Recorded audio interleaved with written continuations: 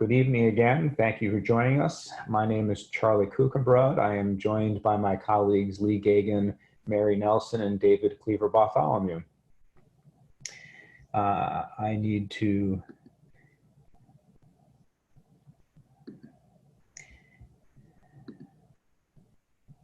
whoops. There we go. Before we begin, a reminder that you can type questions into the Q&A box, and you can upvote questions that you'd like to hear answered. Tonight is part 3 of a 4-part series. We will focus on what we can learn from other nonprofit organizations about fundraising, particularly about understanding why people give and using this knowledge to craft appeals. While our main themes focus on faith formation and helping people to make faithful choices, the reality is that our invitation, whoever you are, wherever you are on life's journey, you are welcome here, will bring us seekers and even some skeptics, and we need to appeal to all to support our mission and ministries. In this sense, we are suggesting a both-and approach rather than either an exclusively faith-based or exclusively secular approach. More and more of the people in our congregations were not raised in our tradition or even any faith tradition at all. We have to teach people about the richness of generosity as a way of life. Of course, we also have people who have grown up in our tradition and even our own congregation who have never given careful consideration to faith and money, particularly if talking about money in your church has been taboo. I'm not addressing the content of these slides directly. If you have been a regular participant, you've seen them twice before. Our main theme is transitioning from transactional to transformational approaches, which means shifting our focus from getting people to give more money to getting to a more faithful place. If you would like to see recordings of the previous sessions and the slide decks, you can go to our website and find that along with other resources for you to use. Metanoia is a Greek word that can be defined as a transformative change of heart, especially a spiritual conversion. The term suggests repudiation, change of mind, repentance, and atonement, but conversion and reformation may best approximate its meaning. In the King James Version of the Bible, it's translated as repent. My favorite management theologian is Robert Quinn, a business school professor who has written books on change. In Deep Change, he writes that we are always coming to a fork in the road. One path leads to the road to slow death, and the other path is the road to transformation. I see this as the gospel message. We need to die to our old ways and be resurrected into new life. Why is the fork always in front of us and not a one-time event? Well, thankfully, if we are on the road to slow death, we will continue to have opportunities to embrace change. Change, especially deep change or transformational change, is not usually an experience of instant conversion like Paul on the road to Damascus. It's more like fitness. You don't have a conversion moment and suddenly you are fit and able to stay fit. You convert your lifestyle and habits continuously and with periodic renewals in order to become fit and stay fit. We are always coming to a fork in the road.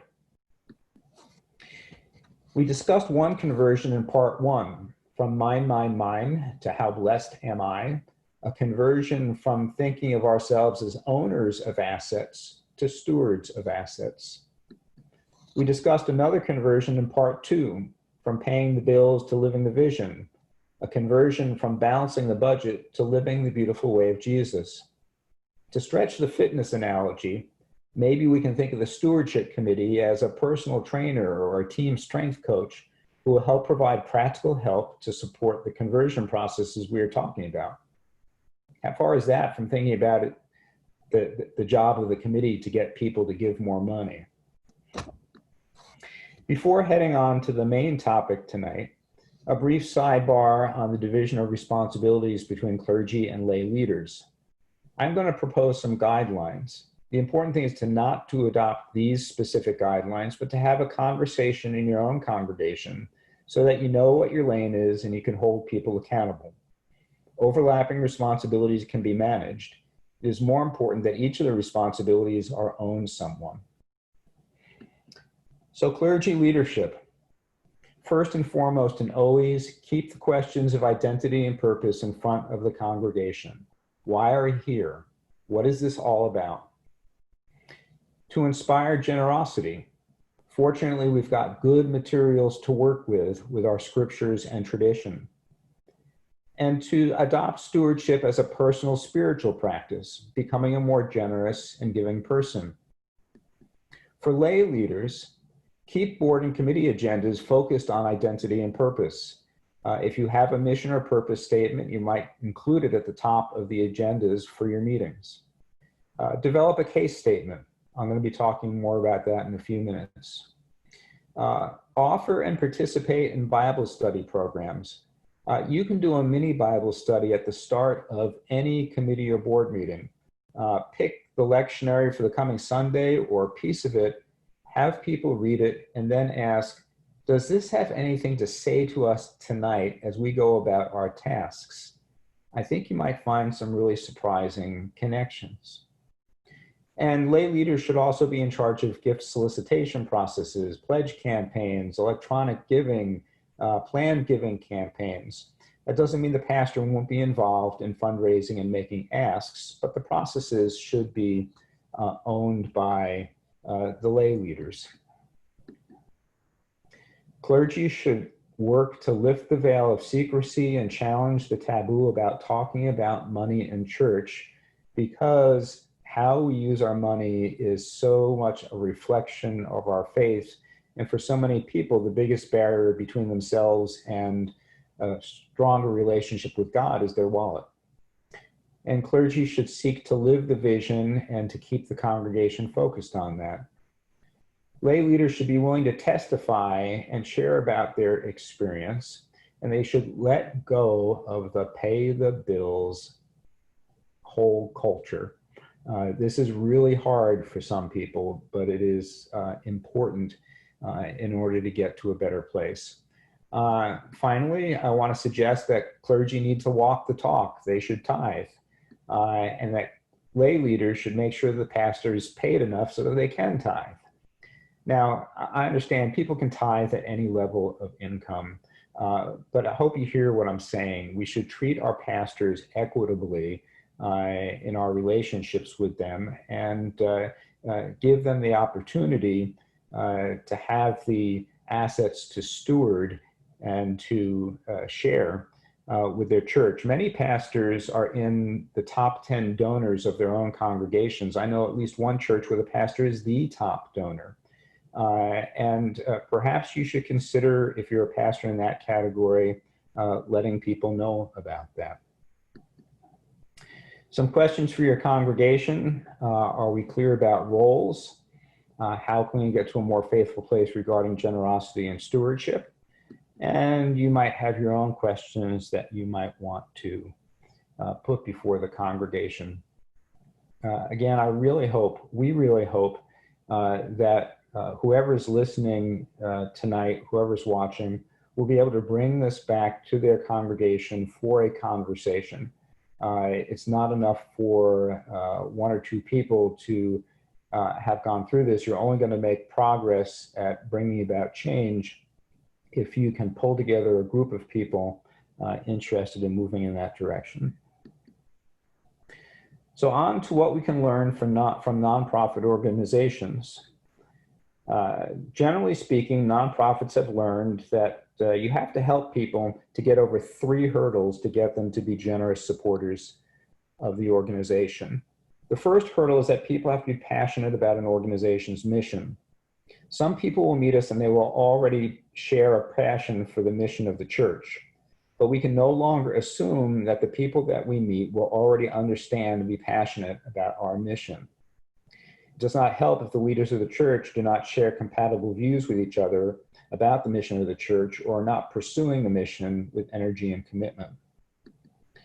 The next hurdle is that people need to have confidence in leaders, and in our context, particularly clergy leaders. The final hurdle is that people have to be assured that the organization will be good stewards of the gift, that the organization will use the funds wisely and well. One of the most widely viewed TED Talks ever is Simon Sinek's talk about the Golden Circle. You can Google Simon Sinek TED Talk, you'll get there. Simon points out that most organizations talk about what they do and how they do it, but the key to unlocking passion is communicating why you are doing something. So for example, in a church setting, one church decided they wanted to reinstate Vacation Bible School, but they were going to need additional funding and did a special appeal. What they said in terms of their why is, next summer, our church will have a Vacation Bible School so that children of our church will come to know and love God more, and we will reach children in the community with God's love whom we have not reached before. Well, they had a successful campaign that connected with the why of what they wanted to accomplish. Another way to approach this is to say, we need money so that, and keep iterating until you get to a why or a foundational explanation. We need your money so that we can maintain our facilities, so that we can extend hospitality to members and visitors, so that people will feel comfortable and welcomed, so that they will experience God's love. Do you see how you can get from utilities to the why of helping people to know and love God? By the way, even if maintaining your own facilities has been an important part of your tradition, if you stay focused on finding ways for people to experience God's love, you may be able to let go of facilities that are no longer essential or even have become handicaps. There are other questions you can ask that will help you sharpen your focus on your mission and guide your communication. Clarity about roles is important because it will help people to avoid working at cross purposes, and it will communicate that we have our act together. It's hard to inspire confidence and leadership if you do not have people with vision and skill, but there are things that we can do to leverage the vision and skill or avoid undermining that. So the first one is having clarity about roles. Then making informed decisions will inspire confidence. This means gathering information, identifying and evaluating options, avoiding conflicts of interest, and appropriately sharing the reasons behind decisions. Open communication will also inspire confidence. This takes intention and effort. It is not enough that you will respond to any questions that are asked. In the absence of good information, people will construct their own realities. Now, I realize that these are organizational habits that might be above the pay grade of stewardship committee members to directly address. Clergy leaders, though, can raise these questions, these issues for conversation in the congregation. I think that the three hurdles are sequential and in order of importance. If a donor does not connect with the mission, confidence in leadership and fiscal management are not going to matter to them. And if a donor does not have confidence in leadership, good fiscal management is not going to matter to them. However, some people who resonate with the mission and the leadership will still need reassurance of good fiscal management before they will make a significant gift. You can provide reassurance by good reporting and good financial hygiene around transparency and accountability. I'm a finance guy, so I can talk a lot about this. I do want to encourage pastors to engage in financial oversight activities. You don't have to be a numbers person. A good annual financial report will tell a story. We started out with these assets. During the year or the reporting period, we were blessed with these additional assets, and this is how we faithfully used these assets. So at the end of the year, our assets grew or shrank by this amount. This amount should be described both absolutely in dollar amounts and in relationship to other assets, comparisons and percentages. But it is a story. It's a story told with numbers, but if you don't get the narrative, we don't have a good financial report. Most pastors are storytellers. Pastors should also follow their instincts whenever something does not feel right. A narrative budget is a good tool that can help donors get over all three hurdles. To create a narrative budget, you start out with your line item budgets. Your line items will include things like staffing, programs, facilities, outreach. And then you choose columns that fit your circumstances, such as the one shown here, and you allocate each line item across each category. So how much of the pastor's time goes into worship, teaching, caring, fellowship, and outreach? How are our facilities used to support these things? I'm a proponent of allocating all costs this way, and some people like to have a category for administration. Once you have organized your budget, you present it by category. 30% of our budget is for worship, and this is the impact that worship is having on our congregation and in the world.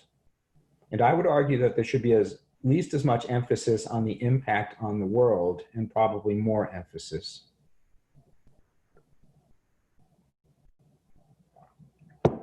I mentioned case statements. Case statements are like business plans in the sense that everyone agrees that you need one, but not everyone agrees what it should look like. Writing a good case statement is difficult, and people often want to avoid this work. When Stanford University decided to launch a $1 billion capital campaign a few years ago, the president stepped away from day-to-day responsibilities for a full year in order to write the case statement. If your pastor does not routinely meet with the stewardship committee, and I think that in most cases they should, the committee could invite the pastor and perhaps the moderator to a meeting or meetings where they talk about a case statement to get their input in this really important process. I think the prompts listed here can help you refresh your appeals for support. What is the need? Maybe the need is for all people to know and love God. Maybe the need is the creation of the beloved community. I think it is essential that the need address the world's needs and not just the needs of members. How can you tell that this is a pressing need? Look around. How is your organization uniquely qualified to tackle this need? This is where the hard work really begins. A generic answer will not work here. You have to be really specific about your church's calling and what your church is going to engage in to meet the need. What will be the benefits of your action? This is where you tell stories about your impact. And what will the negative consequences be if you fail? What if you have to make cutbacks, or even if your church is closed? What will God miss? It is unlikely that you will publish your case statement as is. You're going to use your case statement as a guide to all of your efforts and communications. Churches need spiritual vitality and financial viability to survive. It is virtually impossible to have financial viability without spiritual vitality. The exception being churches with really large endowments.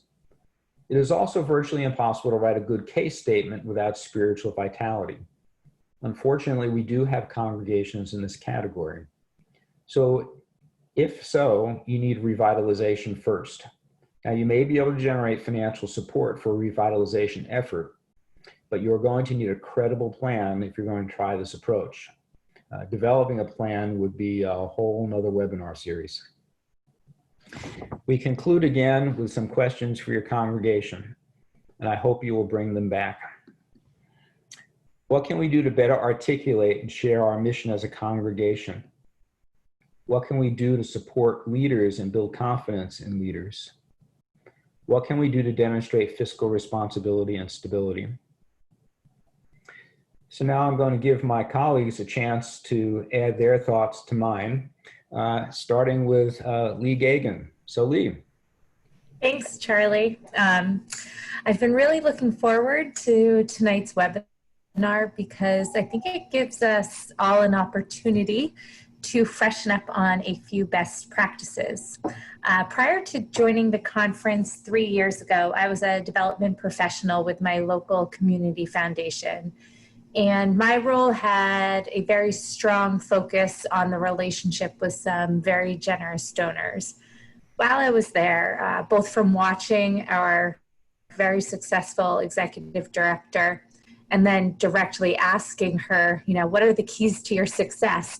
I learned that when it comes to fundraising, the thank you process is nearly as important as making an ask. That being said, I have a little check-in exercise for everyone. So you can either ask yourself these questions or find out if your church is currently engaging in the following best practices. So the first one, at the very minimum, is every donor receiving a form acknowledgement letter in a timely fashion. Now, that's going to differ. For me, this is my one job. I'm not doing all of these other things that you are doing in a church. So my goal is to get an acknowledgement letter out within 36, 48 hours. But if you have one staff member, it might be a week, but make a goal for yourself and try to stick to it. Number two, are some of your donors receiving handwritten thank you notes? Now, it would be near impossible to write a handwritten thank you to everyone. So that's why I'm emphasizing some. This can range from a note handwritten on that previous letter I was talking about. So you have that printed off acknowledgement letter and you write a quick few sentences at the bottom in pen, makes it feel a little bit more personal. Or it could be a longer note card mailed separately, very personal. So when you're doing this, I would suggest starting with your top 10 givers, and then perhaps others that have been generous but do not have the same resources to make larger gifts. Also consider a handwritten note for a new church member making their first pledge. That will help ensure that it's not their last gift. Number three, how are you thanking donors beyond the written word? So that could mean picking up the phone to thank somebody. It's just a really simple way to appreciate someone. It can be a quick 5-minute call just to check in, thank, and give a couple of church updates. Donors want to hear that they are valued, that they made the right decision by supporting the church, and most importantly, how we have worked together to solve a problem.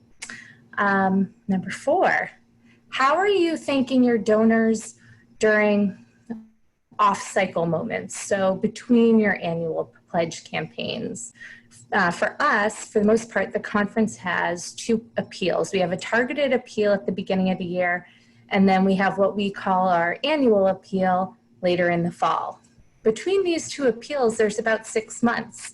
So it's really important for us to reach out to our donors and thank them for their generosity, as well as remind them how the conference is using their gift. A few weeks ago, we sent a thank you postcard that some of you may have seen. It went to churches and individual annual appeal donors. It was, a fun graphic of a heart with some words in it. And on the back, we had a link to our website. And if you went to the link, it listed all the things that the staff of the conference has been doing during COVID. This kind of communication is so essential for fundraising because it clearly showcases how the conference was using donations. It shows impact. Why is that important? Well, Charlie shared that we have 3 hurdles we must get over in order to get folks to be generous supporters. One of those is, showing people that we are good stewards of their gift and that we're going to use the funds wisely and well. Showcasing the impact does just that. So share what you're doing and be transparent. A few more hints, very practical. For the note cards, use a stamp rather than metering your mail. Handwrite the address and the return address. Half the battle is just getting your letter opened. These practices will definitely help. And most importantly, keep your thank yous personal, creative, and on time. Thank you, Lee. Thanks. Now we're going to turn to Mary and David, who have collaborated this evening to bring you additional thoughts. Thanks, Charlie. I'm going to open us up for a little, start a little screen sharing here. David and I have collaborated on a top 10 ways to sabotage your church's stewardship and what you should do instead. So we have 10 do's and 10 don'ts and 10 do's. And some of this is going to be familiar. Some of this is going to be what Charlie and Lee just said. But when it comes to sharing best practices, when it comes to helping you avoid the worst practices, we definitely want to make sure that we are repeating ourselves. So number one, do not apologize for asking for money. Do not apologize for doing a stewardship campaign.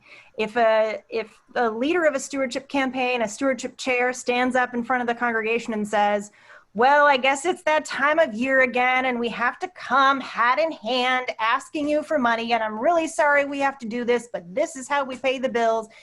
Nobody's going to feel good about giving to the church. What you want your stewardship chair and your other leaders to do is invite people to give, invite people to participate in the mission of the church, invite people to be generous. When the people who are asking are enthusiastic about the money and enthusiastic about the church, then the people who are giving will be enthusiastic about their giving. Number two, David. Unmute yourself. All right. There we are. I'm unmuted now. This might seem nonsensical, but don't nominate stewards who don't pledge. Don't put people on the stewardship committee that haven't shown a significant financial commitment to the church and aren't comfortable talking about or asking for money. They won't, if people have not given a significant or haven't expressed a significant financial commitment to the church, what they're asking for carries no authority or weight with it, because actions speak louder than words, as we all know. Do put people on the stewardship committee that have demonstrated a significant financial commitment to the church and are comfortable talking about and asking for money. Number three, don't put people on the stewardship committee who are never there. If people don't show up to church, why would we give them our money? Why would we listen to them when we ask for money? Nominate people to stewardship and other financial positions who are involved in the life of the church in other ways and who are trusted in the life of the church. Number four. Okay, don't do generic request letters. Don't treat all people equally in your asking letters or your thanking letters and materials. Don't forget about generational differences, the difference between somebody who is of the greatest generation or the baby boom generation versus the millennial generation or Generation X or Generation Z, and the implications for that.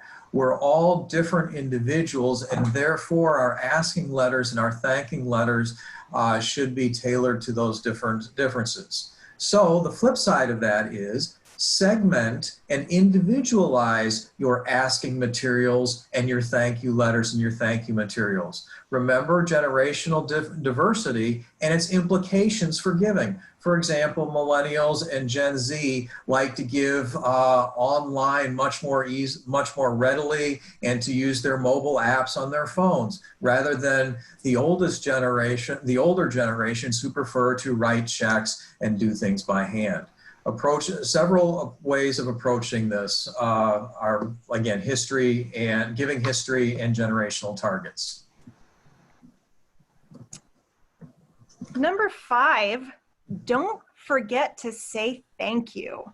Do not fail to thank people for their giving. You want to thank people individually. You want to thank people meaningfully. You want to thank people repeatedly.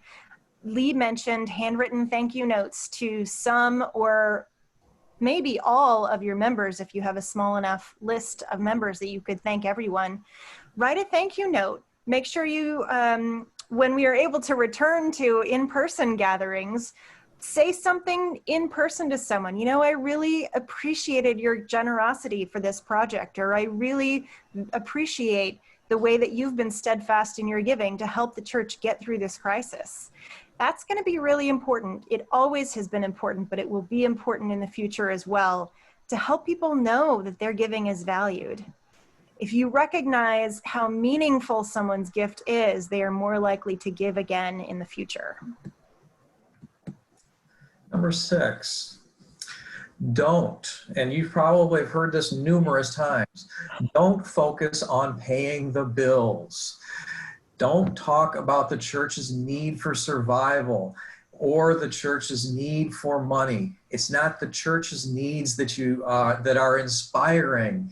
Okay, you want to talk about what the church can do for people. So concentrate on God's or Jesus's or the church's mission, how lives are being transformed and changed and affected both internally within the church community itself, like what's happening in the youth group, or how people are being visited in the hospitals and being taken care of, or externally, how you're feeding people through your food pantry or other things, how you're doing external mission.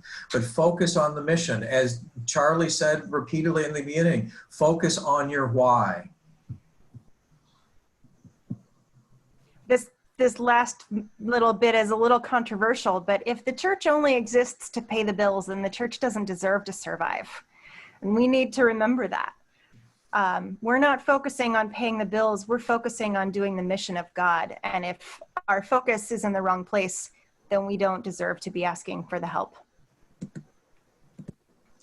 So don't focus on dollar amounts of giving, focus on proportional giving. We've mentioned tithing. If you come to your congregation and say, everybody needs to give $5 more every week and then we'll be on target, that is a strategy, but it's a strategy that makes people feel guilty for not giving more, for not being able to give more sometimes. If you emphasize the goal of being able to tithe, if you emphasize giving a percentage of your budget to the church as an act of generosity, then it feels like a reachable goal for every single person, regardless of their income, regardless of the amount that they individually are able to give. If you focus on dollar amounts, people feel badly, but if you focus on giving a percentage, people feel like they might be able to reach that goal and they're more inclined to work toward it. Right, and just to emphasize that again, we always like to raise up the story of the poor widow in the gospel that Jesus commends, because even though she threw in just 2 small coins that were a small amount as far as an absolute amount, Jesus commended her because of the proportion that she gave. Okay. Next. Okay. Don't only present numbers and a line item budget. Now, Charlie said that he is a recovering numbers person. I too am a recovering numbers person, but there are lots of folks out there who are not, who when they see a whole bunch of numbers out there, their eyes glaze over and they look like a deer with the headlights. So don't only present numbers, spreadsheets, traditional numbers, budgets. Don't emphasize or focus on conveying information. And certainly do not disconnect money and treasure from one's faith in Jesus and God's mission. Faith and mission are intertwined with money and one's treasure. Do tell stories, use narrative budgets, focus on and emphasize being inspirational and aspirational. Connect money and treasure to one's faith and to God or Jesus's mission. Number 9, don't relegate stewardship campaigns to once a year. You should be talking about stewardship year-round. Talk about it all the time. Talk about money, talk about generosity, talk about your values, connect them to your faith. Always, not just once a year, not just for a month, not just that one sermon that people can avoid, but invite people to think about how their budget, which they are thinking about all the time, connects to their faith. Okay. Next. Okay, and this is a really hard one for us because most of us are church people, but try not to use insider churchy language. Define terms like pledge and what expectations are, like proportional giving, giving a percentage of your income, and tithing, 10% of your income. Those are not common words and terms that the general population generally comes across. And you should consider that there are likely people within the church that have no church history or no church background that are in your midst. Help them to feel comfortable and to understand so that they can be included or feel included and not excluded from participating in the stewardship campaign. Now, the flip side of that is define your terms and your expectations. Use these, this is a teaching moment. Try to see things from the perspective of an outsider who has little or no church history or church background, so that they can feel a part of what is happening and being asked. Again, one way of doing that is maybe to talk to some of the new people who have come to the church, especially if they don't have any church background, and how you can help them feel more comfortable. I'd like to jump in and thank Vicki Allen, who is a member of First Congregational Church in Middletown, for lifting this one up in particular. Vicki pointed this out, and I think it's a really, really valuable thing to keep in mind, both in terms of reaching out to people who have never been part of a church before and making sure that they feel welcome, and also someone who may be coming from another church. I work with 65 congregations currently in South Central Connecticut, and many of them use different terminology for the same boards and committees in the churches who are making the same decisions. So I never know, even as an insider, as a church professional, do I need to be talking with the trustees? Do I need to be talking with the stewards? Do I need to be talking with the finance committee? Do I need to be talking with the buildings and budgets committee? Who am I talking to? How do I connect with them? This language question is something that we need to be in the habit of, not just when it comes to talking about money, but when it comes to talking about our church life in general. That's our top 10. And I want to take this opportunity to remind you that we have a Q&A button down at the bottom of your screen. We have about 20 minutes left budgeted. So if we have folks who would like to type in their questions, we'd be happy to answer. Charlie, over to you. Thank you. I want to testify. I am the chair of the stewardship committee in my church right now. So I made my pastor write some handwritten notes to people, and he sent one to me, and I knew that I made him do it. And so shockingly, my pastor is good with words. And so, you know, the note, it touched me, even though I knew that I prompted him to do it. So, you know, imagine the impact it has on other people. Anne asks, is tithing 10% of net income? The Bible doesn't say. I think the important thing is to think proportionately. If people are more comfortable thinking about net income, have them think about net income. If they want to think about gross income, they can think about gross income. Personally, I calculate based on gross because the government subsidized giving through tax deductions, and I figure the beneficiary of the tax deduction should be the charity, not me personally. But I wouldn't get hung up or arguing with people about which one is right. The right thing is to think proportionately. I also want to mention when we talked about tailoring letters by generation or to different segments of your church, it's not only generational, it could be new members versus people that have been around for a while. Cliff Christopher, the author of several of the books we recommend, in his second book, maybe one of the panelists can help me. It's not Your Parents' Authoring Plate, it's the next one. He actually provides templates and examples of those kinds of letters. We had a question at our last week that I thought we didn't do as good a job of answering as we might have, and I've been thinking about it, which is somebody asked, well, what if, we are in a lower income neighborhood and most of our members are lower income people? What are we going to do? And I thought about that a little and want to share a few thoughts. First, surprisingly, I think that it's important to take your most generous people and make them leaders of your stewardship campaign, because generosity is an option for everyone. The absolute amounts might be different for different people, but we want to invite people to live as generously as possible, not just for the church's benefit, but for their benefit. I truly do believe that generosity will transform your lives. You can look for other resources from other places, and no matter where you look, if you show that people are giving as they are able, you'll do a better job of getting additional resources. You may need to evaluate new models of being church if you can't afford your facilities and your staffing model. But remember more than anything that Jesus's ministry was to the marginalized. Jesus said that it's harder for a rich man to enter the kingdom of heaven than it is for a camel to go through the eye of the needle.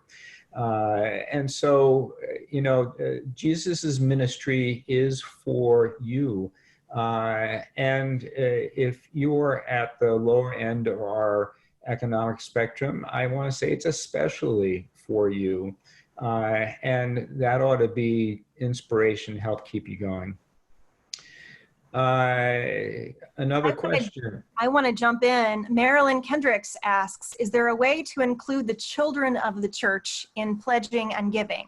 Does their giving have to be about money? Can children pledge in some other way? I love this question, and I want to tell a story. My very first invitation to think about stewardship in the church was when I was a kid, and my church did one of those series of having different people speak every week about stewardship. And I was probably about 12 years old, and my congregation invited me to be one of those speakers and talk about what kids could do, how kids could contribute in the church. And it was a wonderful challenge. But as a kid, I had a perspective that the grown-ups didn't have. I also didn't have some of the education that I have now, certainly, and the education that grown-ups had, but I stood up in front of the church and invited other kids to pledge and join me in giving money to the church. And there were kids who turned in pledge cards. And that was the first time I was invited to speak in front of the church as myself. And that was a memorable moment in my life and shaped a lot of who I am and how I'm involved in the church. I think that inviting children into all kinds of leadership as children helps them to imagine themselves as leaders in the future, and it strengthens the church overall. Children can pledge in all sorts of ways. We do talk about time and talent and treasure as the three ways of pledging. Or the three ways of giving to the church. There are certainly ways that children can contribute time. Children can bring in canned goods from their household when the church is donating food for the food pantry.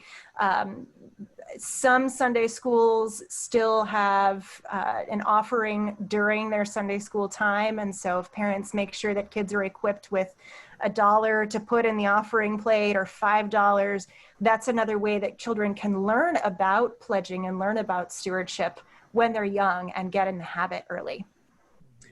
I would add that we can teach our children generosity of spirit, and then as they have financial resources, they will be inclined to be generous with that as well. And the most generous thing we can do is to meet people with kindness and to presume good intention. And this is certainly messages we can communicate to our children and get them engaged in. Along those lines, there, as not surprisingly, there is a lot of documentation that shows that what children learn at home about generosity is the single most influential thing that carries forward into their adult life. So as we talk about generosity of spirit, like you just said, Charlie, or generosity with time and talents, and generosity with treasure when it's appropriate, they're in their very formative stage when they're at home, and that is the place where they learn things the most that is going to stand with them throughout the rest of their life. I'd echo what everybody else has said. I think now is a really great opportunity for especially youth to be generous with their time. You know, we're doing so much virtually, and we have youth who are so, you know, they love using social media, but they're good at it too. And so if they, you know, pledge to use their time to help do social media for the church, that's a great idea, and it gets them engaged as well.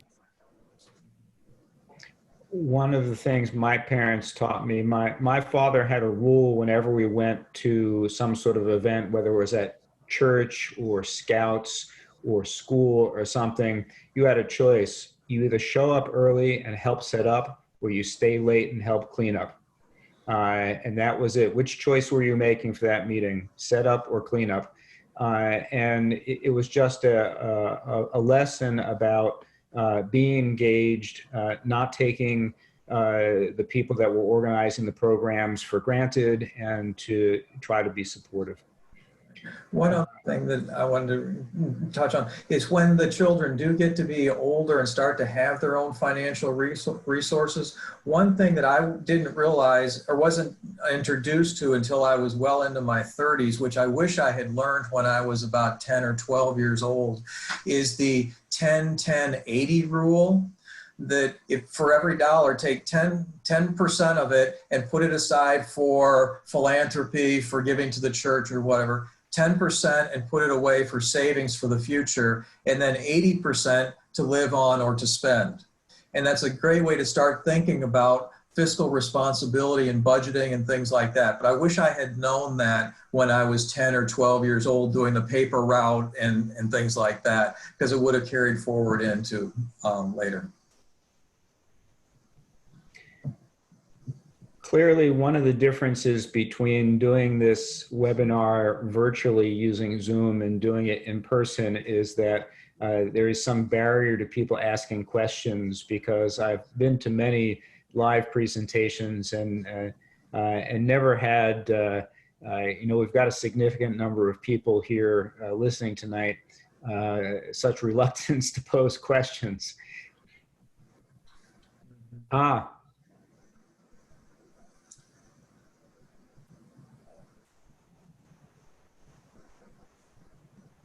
Yeah. Well, I think off the top of my head, and other panelists should be thinking about this. First, never waste a good crisis, because a crisis will shake people up and get them to think differently. Isn't it clearer how interdependent we all are in this time of pandemic? And doesn't that make the case for sharing our resources with the church and with others? Doesn't it underline the value of community? Now that's the message. I think the question might be more about communication. We need to learn to take advantage of virtual methods, and you know, have people record testimonies and share them as part of your virtual worship services and on your web pages. And what do my other colleagues think? I think right now is the time to experiment and see what works. And we may not know what is successful, or may not even know how to measure success until a little bit farther down the road. But I think, yeah, there are a number of things that we traditionally do as part of a stewardship campaign that can be adapted to online worship and other ways of being church online. And I think that it's also an opportunity, just as we have done at the conference, to do all sorts of educational webinars and other ways to connect. We have this opportunity to try new things. So when you're thinking about how to do stewardship education in your congregation and what might be effective, how would you do that online? How would you insert a little stewardship thought into the weekly newsletter, or insert a mention of stewardship in worship every week? How do you craft your call to offering? What sort of language do you have on your website? I am aware of a church that just started doing online giving, but they make it very clear on their website that they still really just want you to send in a check. How are we encouraging and how are we discouraging generosity? This is an opportunity to reassess and reevaluate some of our methods. And I believe this is where Charlie was, to pick up on Charlie's point, is that the case for the mission of the church has never been greater than it is now. The mission of the church, in such a hurting world, the church is needed now more than ever. And when we did our survey back in March and April, we found out that the churches that were weathering that early part of this storm the best were the ones who were resorting to their mission and their outreach and their service into the community. And they were actually getting contributions in from community members that weren't part of the church, that wanted to support the activities that the church was doing.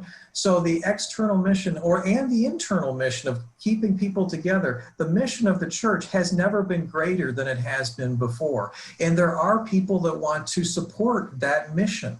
As I'm going to hand it over to Lee, and I'm going to throw her a softball about how you don't want to say, now is not the time not to ask for gifts, because there are people out there that want to contribute. Is that correct, Lee? Have you found that to be your experience? Absolutely. When you give people an opportunity to give, you're doing them a favor. People want to give them options.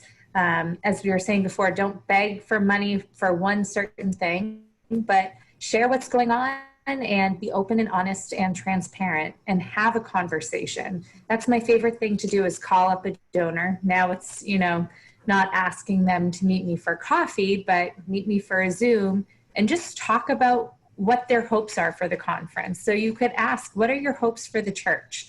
And sort of get to know what their interests are and maybe where you can ask them for a gift. So I want to quickly acknowledge Robert's comment that some people's income is very variable, but their expenses are more predictable, so that they may feel that proportionate giving is in relationship to their expenses rather than their income, which makes perfect sense to me. I want to maybe synthesize between a couple of comments. Lee just mentioned phone calls to donors.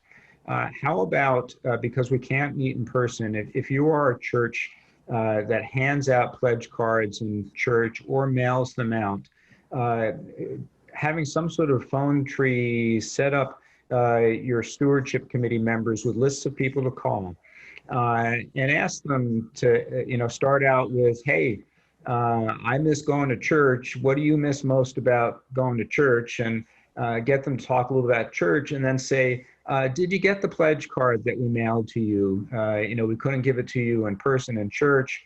If they say they haven't gotten it, you say, great, I'll make sure that we mail out another one. And if they have gotten it, you can say, it's really as important as ever. All gifts are appreciated, and we would just appreciate it so much if you would promptly return your pledge card, so that we can go ahead planning for the mission and ministry of this church. Even though there's an ask for a pledge card in that, those will be fun phone calls to make. I think that you shouldn't have a difficult time getting people to feel comfortable with that if you give them a little bit of a script and a little bit of encouragement and tell them the main point is making a connection, talking to somebody. And that's our primary goal. Our secondary goal is to remind people about returning a pledge card.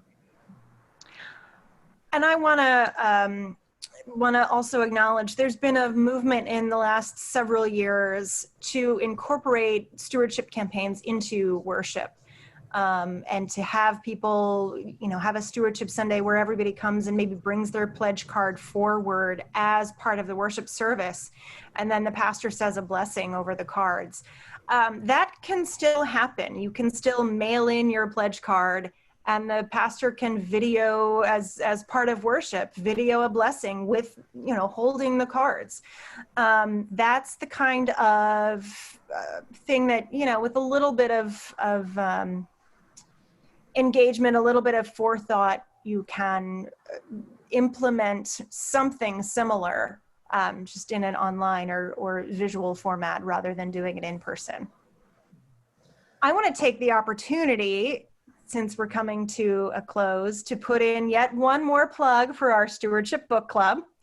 Ask, Thank, Tell is our next book. I've got the link to sign up for the information about that book club right there in the chat. So everybody should be able to click on that and go directly to the page that talks about our next book. Our series starts, it'll be every other Monday again, beginning on August 17th at 7 p.m. And we've already heard from a couple of folks that Monday night doesn't work for them. Our sessions are recorded, so if you would like to receive the recording, even though you're not able to be present, just go ahead and sign up for the book club, and then we will mail out the recording to everybody who's signed up. The participants can't see the chat box, Mary, only panelists can. So we'll have to get that link out to people in a follow-up email. I will again send around slides and a link to the recording, and everything will be posted on our website. So thank you again so much for joining us this evening. We have one more session next week, which is on planned giving campaigns. And do our panelists have any closing thoughts? Yeah, I just had one closing thought, and that was a lot of churches might not be familiar with narrative budgets, and they are extremely important, and it's a big shift to make. So we are migrating some resources over to our conference stewardship page that has resources to it, but also there's an organization that we participate in called Practical Resources for Churches. They have an entire section on what a narrative budget is, with examples of a narrative budget and how to build a narrative budget. And if that fails, you can email any of us and we can help you to figure out how to do a narrative budget or point you in the right direction. But I strongly encourage you to move to that direction, telling stories about how you're changing lives, about your why, and being inspirational makes all the difference in the world.